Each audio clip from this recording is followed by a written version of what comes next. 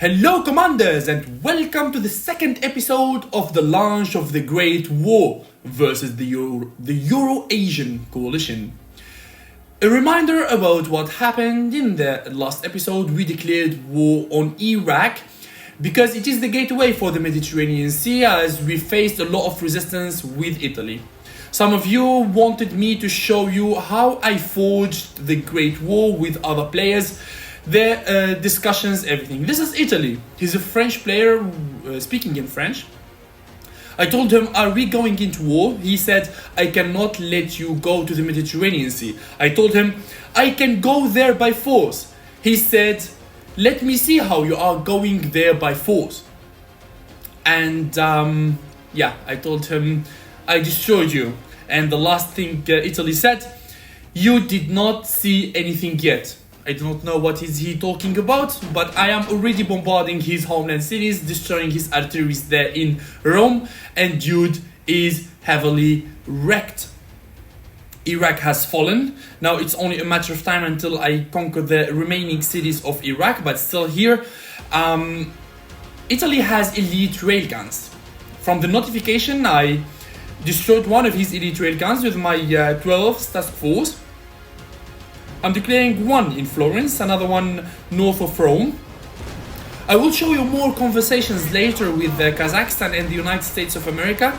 Like that, you will understand how is the political conversations that are working there. Because, playing in solo is not only about destroying enemies, warfare. The beautiful thing about this game is how to interact with other players, form friendships, form peace pacts and military operations together. Because here I worked with United States of America to launch this joint attack, as I am going forward for Italy and Iraq, and he will form the D-Day on France. And he literally did that.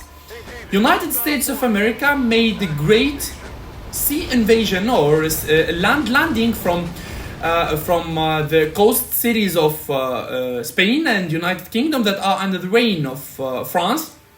You can see here he did not yet land in the homeland cities of France, but he literally took down all of United Kingdom and more than half of Spain, which is good. That kept France busy there. Despite he declared war on me, he sent few strike wings, but all of his strike fighters were destroyed by my anti-air divisions. This is my elite railgun is healing in the capital Baghdad. I'm sending more motorized infantry and National Guards on the front to take the remaining cities. I might need to keep a few cities for a few units in those conquered cities to stabilize them against insurgencies. I can't move directly. You see that anti-air division, which is impressive. Here, I'm digging a hole in Florence. 3 task forces, all of them focusing on the city of Florence and destroying that artillery division, anti-air division. This is the situation of the war, the geopolitical war here. The day has changed, and I'm ready to move forward. I'm gonna send the 29th anti-air battalion to the front. There is no need for it to stay there. Yeah, it was guarding my airfield, but no need for that because I have new airfields now on the front. I will go for the city of Homs. I have these 7 National Guards that recently reached the front, sending them all the way from Indonesia. Let's go to take the city of Al-Raqqa, Aleppo and Latakia, later on Damascus. This region is full of resources, cities and provinces. It will be a huge boost for our economy, and yeah, it is a worthy bundle there. This bounty is quite impressive and significant for the economy of the Indonesian Empire. I must spread these National Guards one by one. Each one will take few provinces around and cities. Yep, I know the National Guards are super slow in enemy provinces and enemy lands, but yeah, they are still a good choice. I destroyed the city of Florence that it turned rogue. Check that out. Another green notification. We destroyed an infantry battalion in the city of Venice. These task forces are doing most of the work there. Yeah. It has been few time or a huge investment to make the cruisers because they are super expensive, but they are worthy. They are totally worthy. My favorite surface vessel, my favorite ship is the cruiser for me. USA is breaking through France. He already took down Bordeaux and now going straight for Paris. Still, he is finding a lot of trouble there. He's finding a lot of trouble in France because France is concentrating all of his units in his homeland cities, and United States of America is finding a bit of trouble. This is the Indian Ocean, all the surroundings of the Indonesian Empire. It is heavily guarded with cruisers and naval patrol aircrafts. You are asking me why I put a cruiser on top of it, a naval patrol aircraft? Well, it's easy to detect submarines. Yup. This is the leaderboard, an update. I am now the first with 108 cities. Let's have a look now at the political conversations. This is Kazakhstan. He said Italy and France are unresponsive. This is the United States of America. He is asking for support to bombard Paris, but I told him that my land forces that are still too far. I did not reach the European front yet. They are still in the Middle East, but I can help him with ships.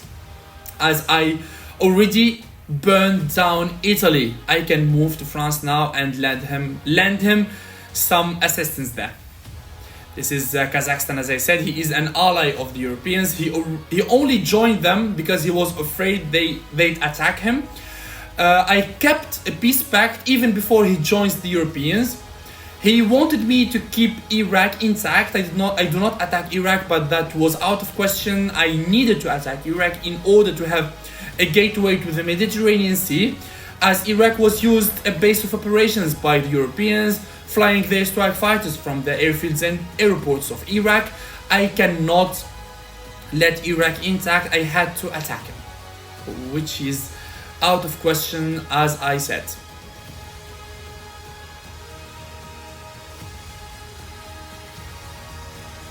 I have these 7 National Guards. I'm gonna send them for the front. Yeah. I have the right of way with Kazakhstan. You're gonna ask me, Kazakhstan, he might betray me. Well, yes, he might do that. But for now, my nation is well fortified. He will not dare to declare war on me at this stage of the game. Because, if you have a look at Indonesia now, no one will dare to approach that, because I'm all eyes everywhere. Whenever I'm gonna see a naval radar approaching my coastal cities, a war will be declared at the moment, without hesitation. Now we need to move forward, never leave provinces behind or enemies behind.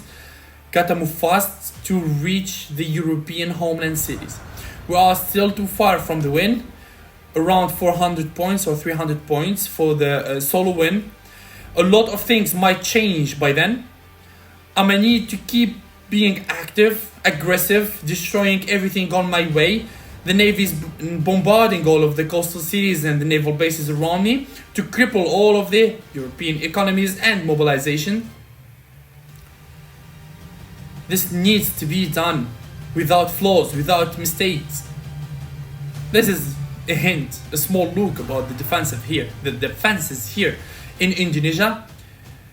Anti-missile systems all around the empire. Ships all around. In every port I have a ship guarding it.